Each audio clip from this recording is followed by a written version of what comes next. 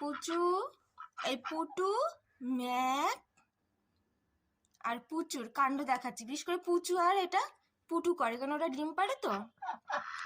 ডিম পাড়ার থেকেও বড় কথা কি, ওরা খুব পরিষ্কার।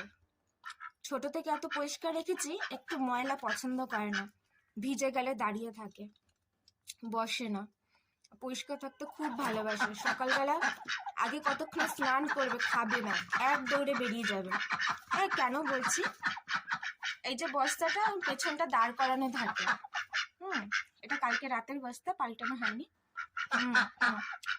এইটা সরো পুচু, এই যে এইখানে সব হাগু মুতু, ওই জন্য এটাকে চাপা দিয়ে রেখেছে।